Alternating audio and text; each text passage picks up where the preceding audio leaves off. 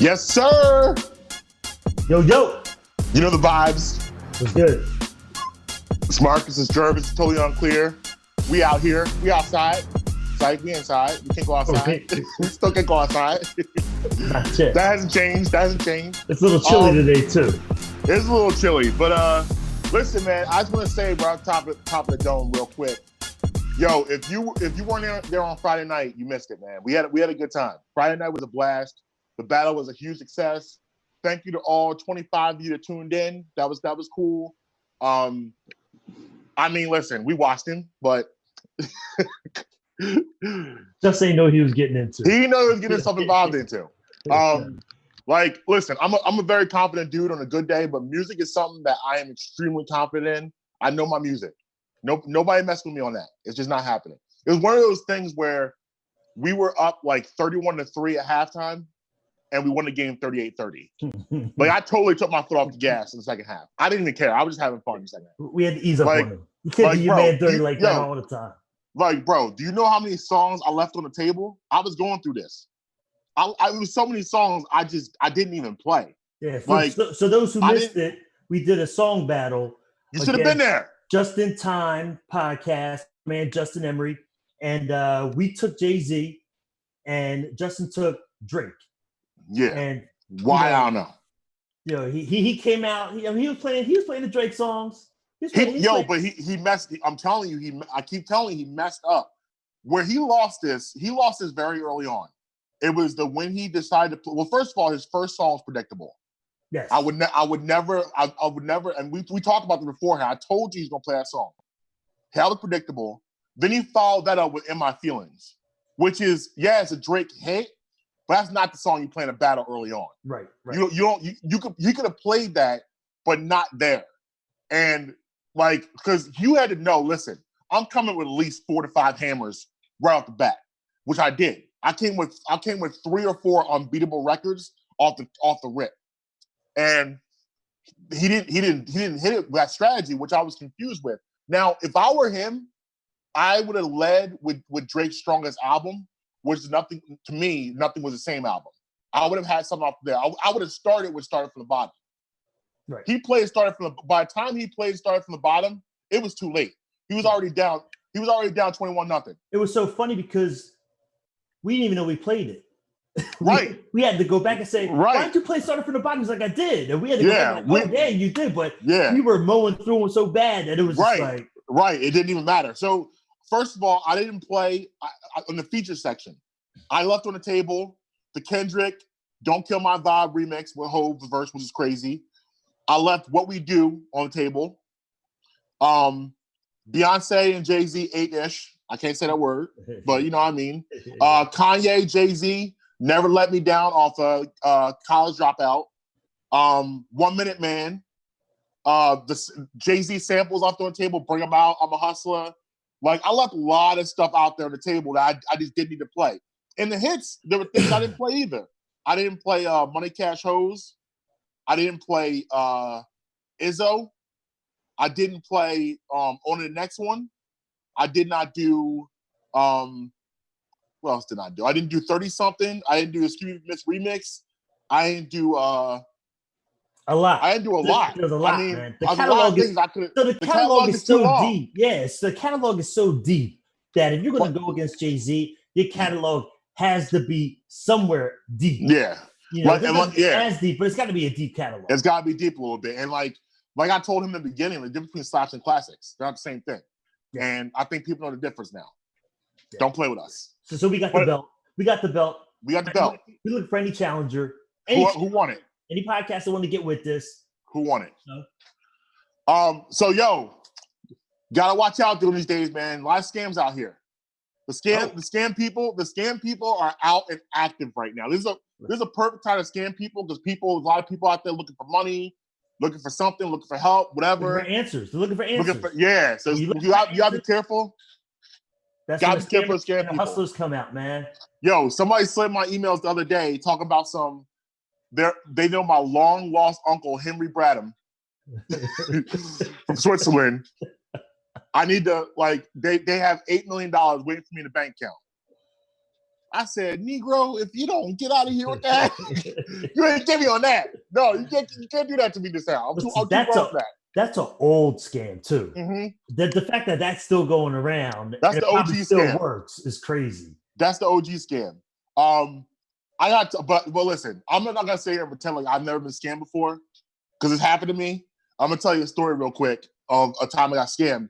And if you got one you can think of, you can go after me. So about 5 years ago, I got an email, and it said we're looking for people to put a decal on the side of their car and drive around the decal, advertise it for. I'm pretty sure it was like a beer company. I'll forget which one. Right. But like it made sense. I was like, okay, because I've seen people do this before. But I was like, yeah, okay. I'm thinking about it, and they were saying they were gonna pay like, I think it was like $400 a week. I was like, $400 a week to put a decal on my car? Yes. That's easy money. Like, why not? Like, I'm just drive anyway. Like, I didn't really, at that time, the car I had then, I didn't care that much about it.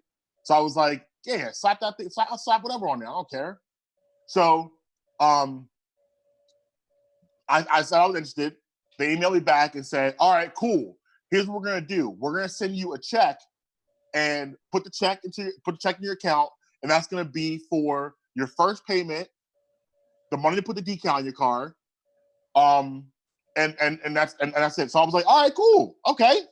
That to me, it made, at the time, it all made sense. I feel like an idiot now. By the time, it made total sense. So they sent me a check. The check came like 3 days later. Put a check in my account. Check clears. Cool. All right, we good money. So they said to me, they sent me an email, said, we're gonna take your car to get the decal in like 2 days. So I go to withdraw running one day, turn money out. They're like, you got no money in here? I said, what? What do you mean I got no money in there? Like, this was like, I'm not gonna put all my business out there, but I had more money in there than that deposit. Right. So like, what are you talking about? I have money in there. Like, nah, man. You ain't got nothing in there. So at this point, I'm freaking out because I'm putting the pieces together. I realize they got me. But like, it was one of those things where at the time it was like, it made sense. But here's the crazy part. So a couple months later, I don't know if these people were going through their email again and they're like circle around. They try to get me again. Yeah, we got you once, might get you twice. I cussed them out. I came harder this time. Whoa! So you lost? They took the money at your account? Yeah, the check was it was like a fraudulent check. So basically, what you put the check in, and it automatically gives them your information. They out here, they out here. Scams are different these days. Wow. Can't trust nobody. That's crazy. Yeah. And you broke on top of that. And I'm broke on top of that. Now I was able to get half of it back. Okay. But I had to hold that on the other half. Yeah, I had to hold that. You feeling so hurt because you lost half your breath for no reason. I mean, honestly, it's like I just felt dumb more than anything else. Like I felt like an idiot. Like how did you follow this? And then like I had explained to Amber what happened. I mean, she was really cool about it. Like she was not like, she didn't make me feel bad, but like I felt like an idiot. Right. She was more angry. Like I can't believe, because I was telling her about it, but like she was like, yeah, like that's more like, that's crazy. More like, you idiot. How'd you fall for this? So you lost half your bread. You still ain't had a job. Yep. No, don't do that to me. I had a job. You still ain't got no job on top of that. That's bad. No, that was going to be the hustle. That was going to be a part-time. I had a job. That was going to be a part-time job. Like one of those little side hustle projects just to slide some extra bread through. That's terrible. Yeah, it was horrible, man. But now I feel bad about myself. You got something for me? You got any scams? You know, I went down to AC, and it was come check out this timeshare. You don't got to buy nothing. Give you a free room, a free meal. You just come down and listen to this presentation for 45 minutes. Oh, okay. Yeah. So, I took this chick with me. trying to be big boy. Like, yeah, we're gonna go to AC. We're gonna get this free room. Had this Yeah. deal. We have a good time. Right. But first, I'm just gonna go listen to my man. He going, you gotta tell me some stuff for about 45 minutes. Right. All right, came through. They explained it all. Nice timeshare, showing this picture of the rooms and everything. I'm like, yo, this is fire. Right. Like, yo, I get this timeshare, and then I can travel anywhere in the world and stay at another timeshare, another condo like that. Like, this is dope. Yeah. So bought into it, all this stuff, and finally went down to check it out. I was like, you know what? I'm going to AC, go check out my timeshare. Went down there. Yo, this room was like twice the size of a jail cell, like the apartment that they had. They had you like Chilligan's Island on Martin. Yeah. Remember Chilligan's Island? When you got that little thing off the box? They had you on the Chilligan's Island. It was small as hell. It was just the bed was in the room. Oh, man. I know you were sick. It was a tiny bathroom. And then on the opposite side of the bed was the kitchen. And it was a sink. And it was a small sink and a countertop. And they had a hot plate on the countertop. And that Not was the hot plate. It was a hot plate. Yeah, I was in 1937. A hot plate. So you go in there, you got your own number. I like room 237. I'm like, go check out my 5 room.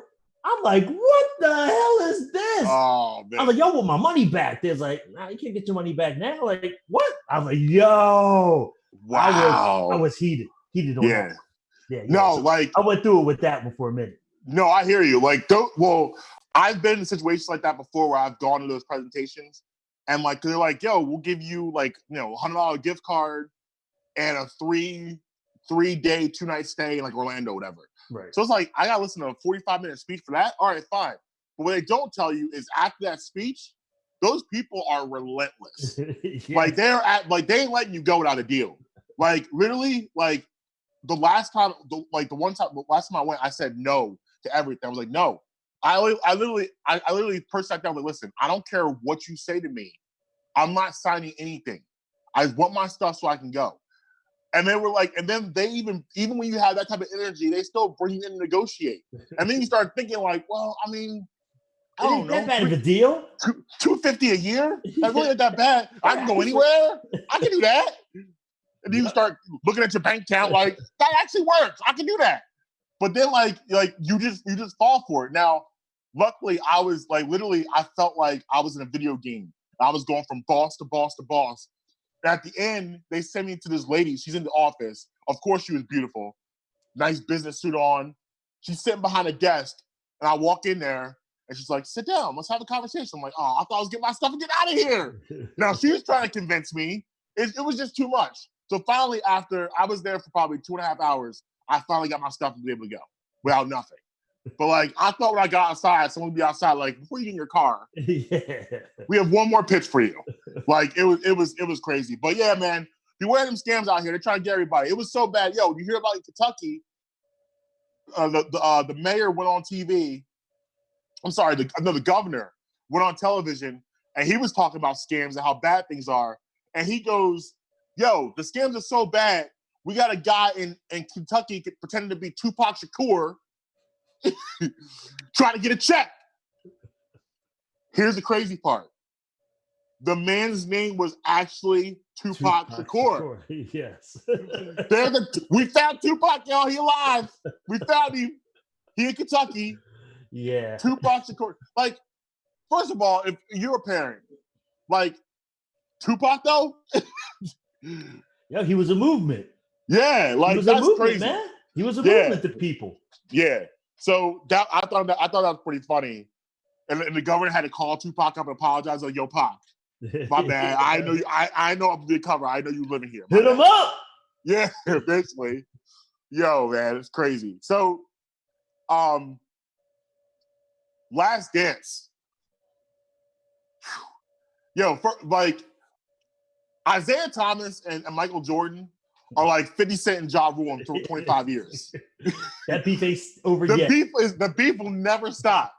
That beef still sizzling 30 years later. So I didn't get to episode 6 yet. I'm at episode 5. So, but I'm gonna talk up to that point.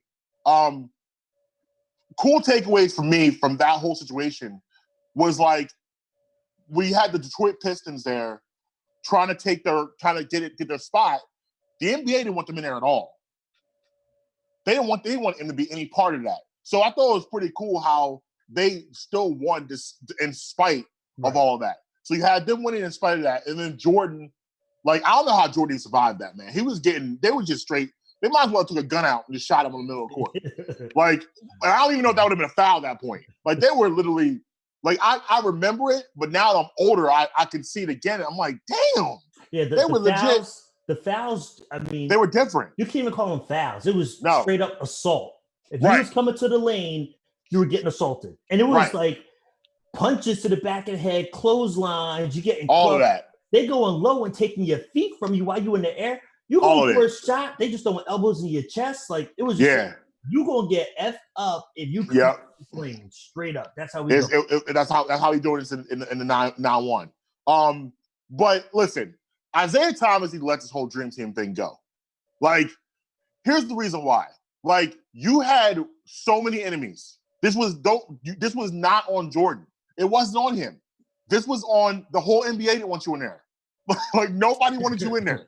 Like, nobody liked you because, like, listen, like you said, you guys sacrificed a lot and made a lot of enemies on your way up because of the way you were playing basketball. Right. Because of that, all of these people now on this collective thing, they didn't want you to be a part of it because of that. Like, and that's really what happened. Like, you can't put this on and say, oh, it was Mike. Because listen, your best friend in the NBA, Magic Johnson, was on that team. Your own coach was on that team. And you still couldn't get in? You still couldn't get in the club? Yeah, but that shows the power Mike had. If Mike was like, yo, he's in, he good, we good, that would have been it. If Mike gave the word, it would have been on and popping. I agree with that. Mike had that power. He had that juice back then. I agree with that. Yeah. Now, I'm not saying that he may have not have said, yo, I don't want to mess with him like that. Y'all do what y'all want to do. Maybe that happened. Or maybe even it was just like he just didn't say anything to say he could be on the team. Right. And no, Mike, he didn't say anything in that. Right. Right. Whatever y'all want to do. Whatever I want to do is cool. And they knew right from that energy, don't bring that nigga around here. Don't do it. He can't play with us. But at the end of the day, like, it's unfortunate because Isaiah Thomas should have been on the team. He was talented enough to be on the team. But his attitude, man. His attitude, it's all that stuff he was doing to get those championships. It was sacrifices. You had to sacrifice something. Yeah.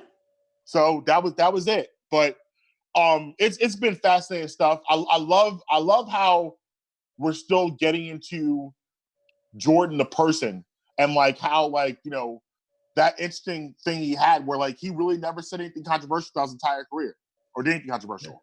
He, like, now I will say this. Listen, that's my GOAT, but that was wrong with the governor in North Carolina with his mom.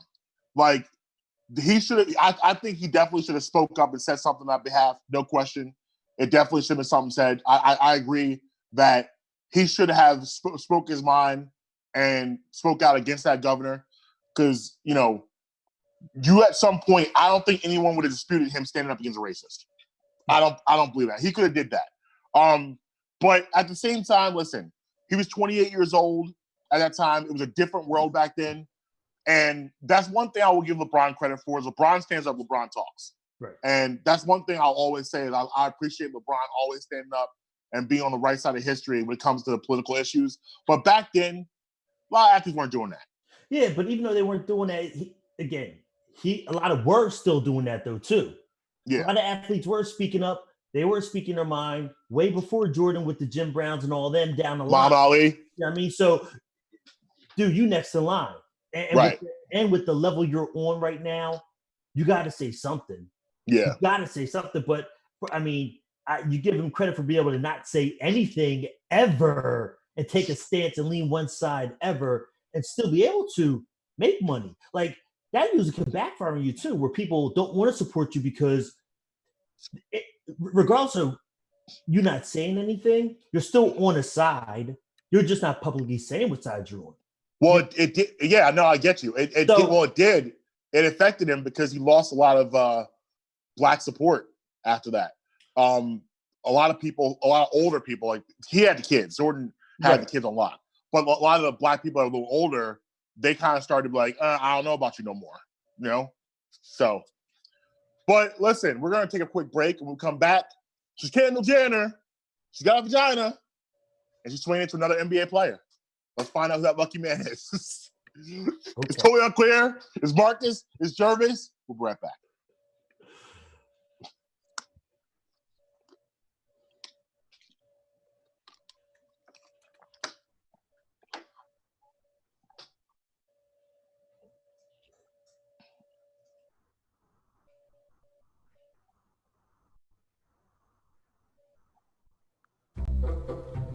They call me Maxie, but I prefer tripod. I was your above-average four-legged homie, and then if you came across someone struggling with hunger, how would you recognize them? I still run, fetch, and swim. And the ladies love me. I'm the ultimate wingman. Just don't ask me to high five.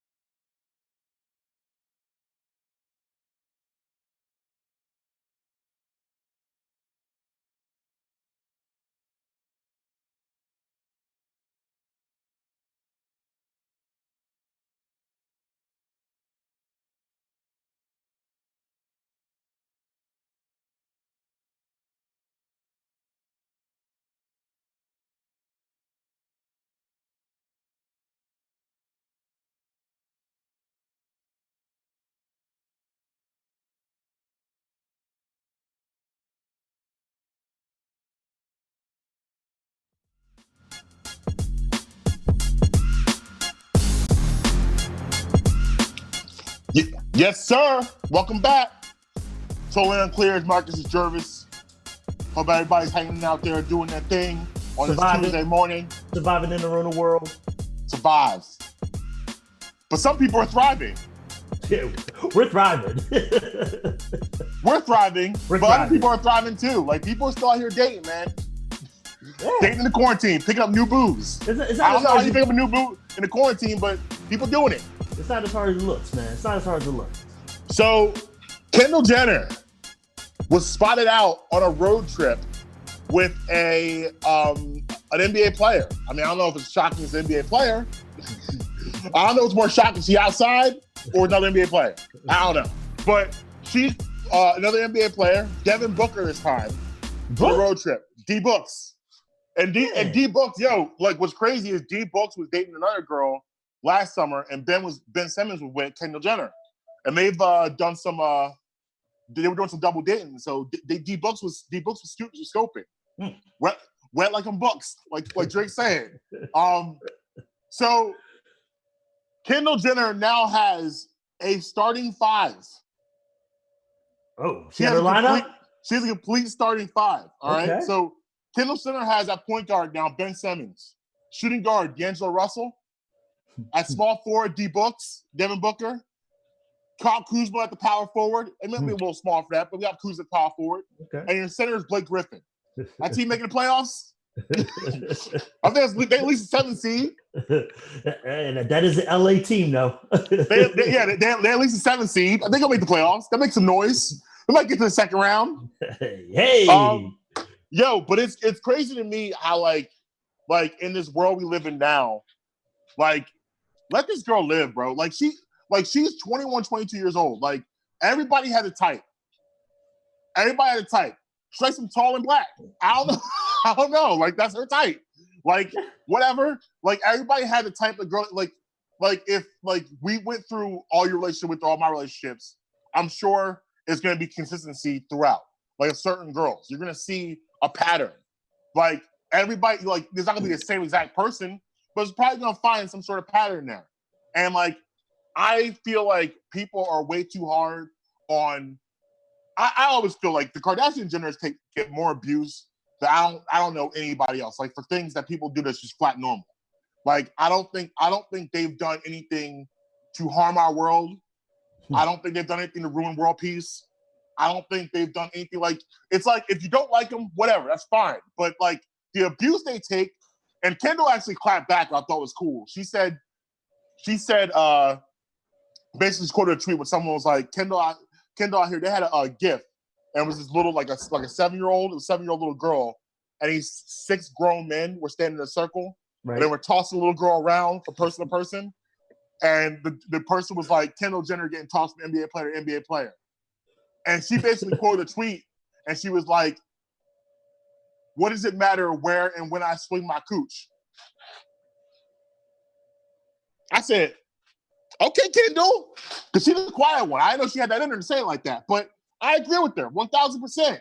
None of our business. Like, you want to go hang out with D-Books? Go hang out with D-Books. You want to hang out with Ben? Go hang out with Ben. Kyle, Blake, whatever. Like, do your thing. Like, you're young, wild, and free. She's 22 years old. What do you expect her to do? I get mad at people when they act like they get mad for not for someone doing something they know they were doing or something they would like to do. Like, if I was 23 years old and I could run through the gauntlet of Victoria's Secret models, I'm doing that. I'm knocking that down. What for what? Of course. I could, like, if I had that option, I have a starting 5 of VC models. Man, come on now. But it's the money, man. You know what it is? It's the money. It's the money. The money. What do you mean? The money for who?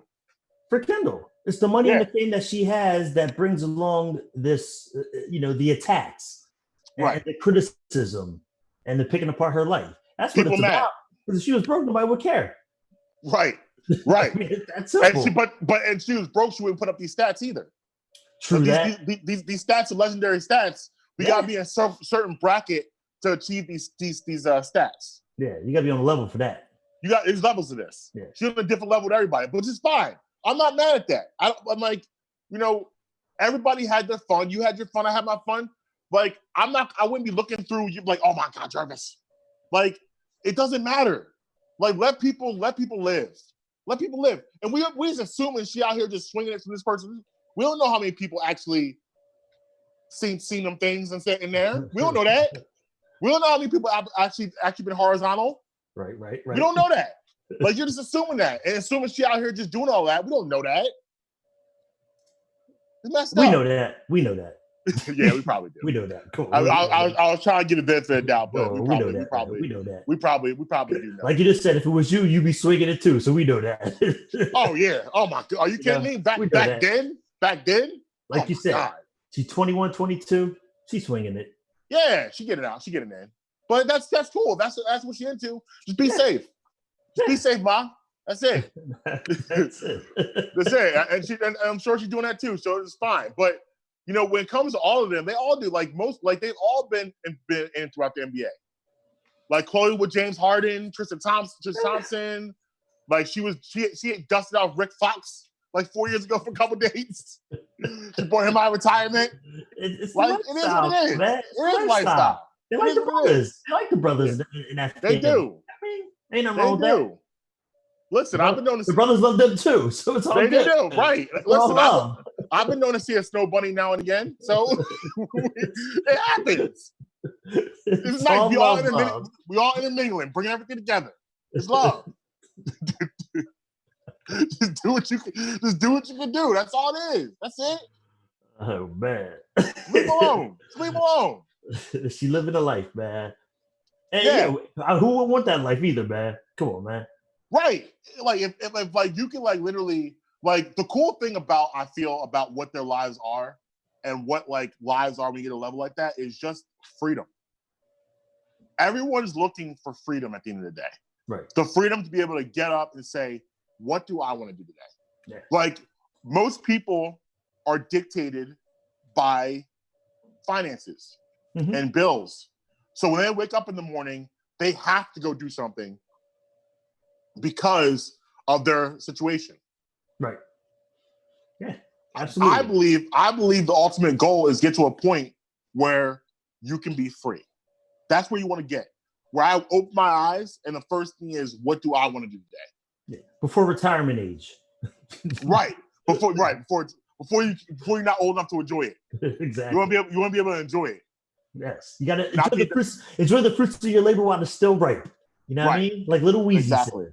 Exactly. But listen, man, speaking of retirement, there's been some rumblings and rumors that Iron Mike Tyson is thinking about fighting again. There's been, I mean, listen, I'm gonna tell you, I've seen some of his training videos, his recent ones. There's one just came out a couple years ago, and like literally he hurt me through the phone. Like my ribs hurt through the phone. Like that man can still hit. Oh, without a doubt. It's gonna hurt. I've seen the videos too. He looks quick, fast, and nasty, but Mike would get his head knocked off if he got back in the ring. Knocked off. Okay. He's not Iron Mike anymore. Nah, he's not Iron Mike. He's just Mike. That's all. I ain't telling him that. He just Mike Tyson right now. He's not Iron Mike anymore. I think you're being a little bit disrespectful, and this is why. So, first of all, Mike Tyson's a heavyweight, and as a heavyweight, he can train differently that like a welterweight and a lightweight couldn't train. So, if welterweight fight and lightweight fight, you're probably going 12 rounds. You don't have an option. Right. Like it's very rare in there, unless you're a Manny Pacquiao, which was a unicorn. You don't have a lot of guys that have a ton of power in those divisions. Manny Pacquiao was different. He was like 5'3", 115 pounds, breaking people's eyebrows and stuff. Like that's crazy. Like Manny Pacquiao's power was just different. Well, you usually get a guy like a Floyd Mayweather, who is just a technical fighter. In the heavyweight division, it's about knockouts. I believe that Mike Tyson, if you could train him to be able to get through 3 to 4 rounds, he could do some damage in there.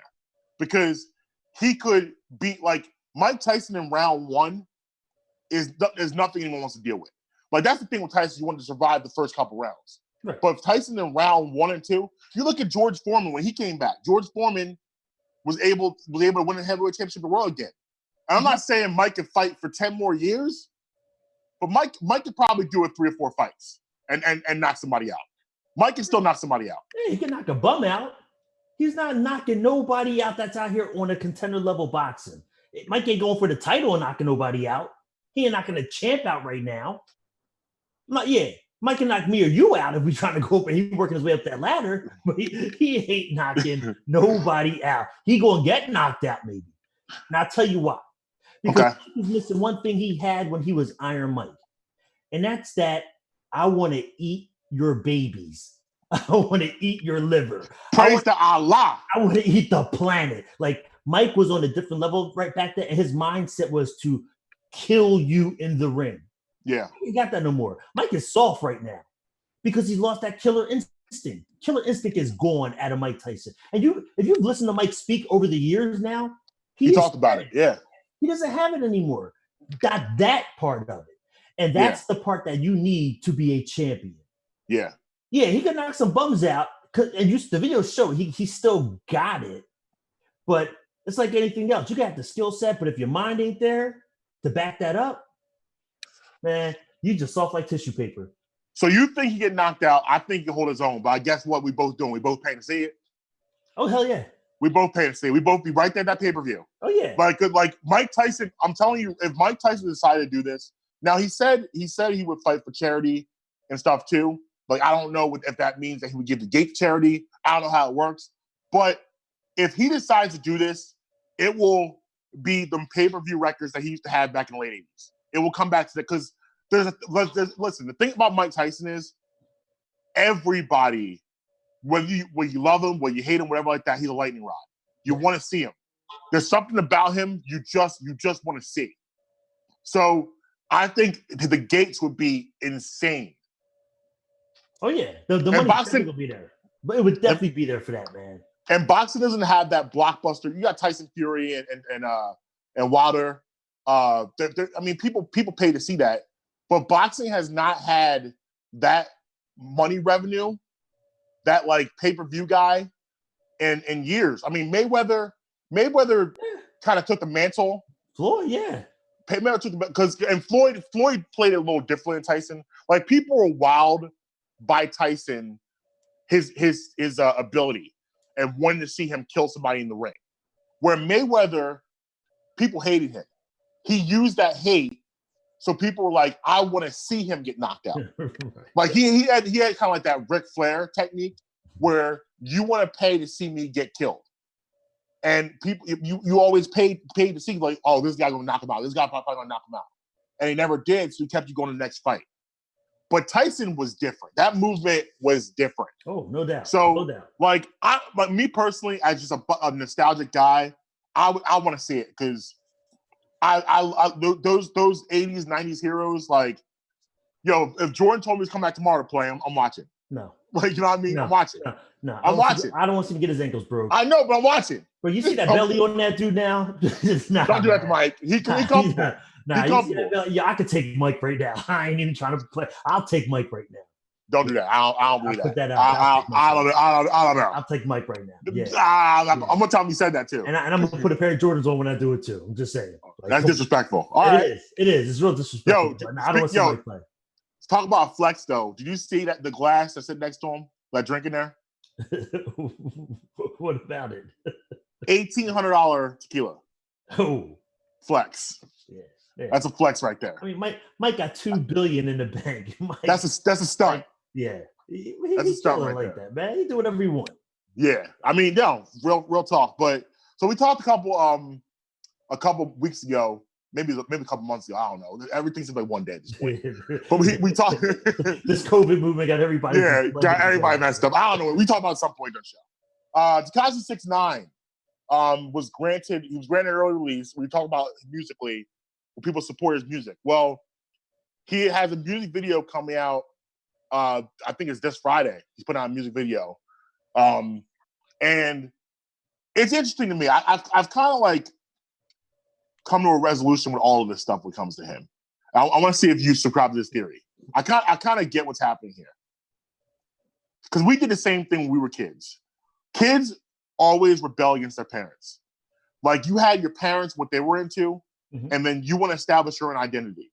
And it doesn't matter how cool it is what you did, your kids want to establish their own identity. So these kids are going against everything that we thought was cool. Like we wore our parents baggy, they tight. You know, we were into more gangster music. They're into more I lost my girlfriend music. Like we was out here talking about hustling and being entrepreneur and selling drugs. They fiends. You couldn't snitch on the block at all. That was not a thing. Remember the stop snitching t-shirts with stop sign? Mm-hmm. They out here snitch. They're trying to make snitching cool, and Tekashi pushed off that. So pretty much they're going against everything. Like look at hip hop who we had. We had Big, Jay-Z, Nas, Drake, Uzi, Young Thug. Couldn't be any more different. Now I like music from all of them. I do. Their movement, not unnecessary for me, but their music, a lot of their music is dope music. Mm-hmm. But you look at those guys in there like that, and we still have the Twitter, look at the J. Cole's, the Kendrick Lamar's, but J. Cole and Kendrick Lamar are more like they're more from that era, that cloth in a sense. Where these guys like Drake, Uzi, and Thug, they're on their own stuff. They're doing their own thing, and like that's where Tekashi kind of fits in. Very different the way we were doing things. So it's all about rebellion. That's why Tekashi is safe and he'll be able to go on with a career because basically what's happening is people are just they're moving a different way with it. They're doing different things than we were. Well, this is what we talked about before. You know, you didn't think he would have a career after this, and I'm telling you, I think he would because if you had fans before, your fans are still there. Just because you got locked up don't mean they don't want to hear what you got to say now. They're still there to support you. Now that's okay. If let's say Cameron back in 2003 did what Tekashi did, he would never been heard from again or seen again. He wouldn't even be allowed back in his hood. He couldn't go home. He couldn't go see his mom. He couldn't go anywhere. Like he would have had to go to witness protection. The fact that Tekashi, after everything that happened, after everything he did, can walk around the streets is wild. It's wild. Listen. But it's not to say he may not catch one sometime down the road. It just may not be right now. Yeah, I mean, the streets move. The streets always move. So it may not happen now. It might happen sometime down the road. But for now, he'll put something out. His fans will eat it up. They'll be there to support him. He's back. You know what I mean? And the way things moving, he might have a little more cred now because of snitching. Who knows? Like it's just with them. Yeah, you don't know. I don't know how they move different. Yeah, they move different. They are. Yeah, I don't know. I mean, man, listen. Before he went in, he had a couple songs that I thought were cool. Nothing he's ever done by himself has never impressed me. All the songs that he has had has been that I've been into have been with other people that I thought were dope. But I mean, me personally, I don't know if I'm banging on the whip, dog. I don't know if I can do that. I wasn't begging before. I won't be begging anything else. I don't know if I'm banging. I don't know if I'm banging. I don't know if I'm banging on the whip. That's not gonna whip play. I don't want nobody looking at me crazy. Come on, man. Stop that. You'll pump something. I mean, listen. If it's good music, he ain't snitch on me. I'm safe. He didn't tell on me yet. Yeah, I mean, yeah, he might be round 2. Yeah. Marcus was a non-trade blood too. What? I don't even live in New York. What are you talking about? I mean, but yeah, it's another thing too. Like other artists be willing to be around him like that? Because when you go in the studio, it's a commit. Like you hang out. Like it's like you hang out. The crew comes around. Y'all smoke together. Y'all drink together. Talking. You ain't gonna tell Koch. You ain't gonna give him no secrets. You ain't telling him nothing. So look, if that was your boy and you did a track with him back in the day and y'all was cool, y'all was tight, you ain't gonna mess with him now? No, because on something like that, I can't trust you. Like, Marcus, I want to go your next track. Come on, bro. I got this hotline. I want to get on it and spit on that joint. Okay, here's how we do it. I'm gonna send you the track from your house, and you send it back to me. But that's what they do now. So that's no different. But a lot of the but he's on your track. But here's the thing though. That's reserved for huge artists. Like Eminem ain't coming to the studio with you. You know what I mean? Like Jay-Z ain't coming to the studio with you. Kanye ain't coming. Drake ain't coming. Yeah, that's a lot of artists. Send me a track, send it back. But a lot of like people like Tekashi, they're in the studio with other artists. Like Young Thug is in the studio with other artists. Or they're hanging out together, smoking together, drinking together. Listen, that's only if your schedules are open to do that, man. If your schedules aren't, that's what you do. I could be on tour right now overseas, and I want to go on this track. You gonna send it to me? I'm gonna spit. But this is how it's done. Remember, this is the day the age we're in. We don't got to be in the same studio now. So the fact is, he's still on your track. You still want to let him on your track, though? But a lot of people still want to do that. Like I think the best sounds come from those type of sessions. No, I'm talking about him being on your track, Marcus. I don't know. Your boy, that's your boy from before he snitched. He was your boy. Y'all was always in pictures together in the studio. Y'all was sipping the scissor together. Now, not the scissor. Yeah, man. Now he can get on your track. I don't know. I'm not thinking about that. What is the song about? What's the song about too? It's about snitching. No. I know the song. No, absolutely not. Yes. The last person we want to hear from is you. Yes, no, man. No, absolutely snitching. not. No, we do it. Marcus would have did it too, but I didn't snitch on him. So you owe me one, bro. No, that's what it is. Like,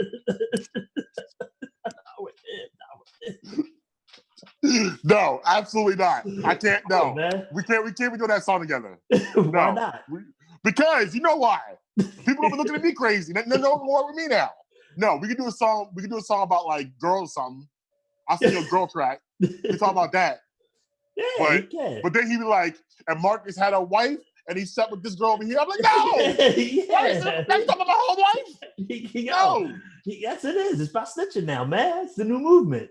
Marcus got 3 girls, 3 girlfriends, 3 girlfriends, 3 girls. I'll be back there like, what?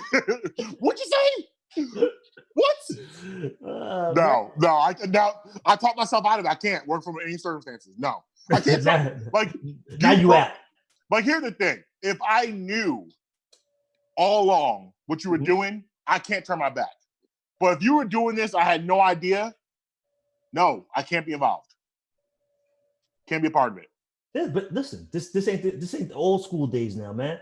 It's new school. It's okay to snitch. To them?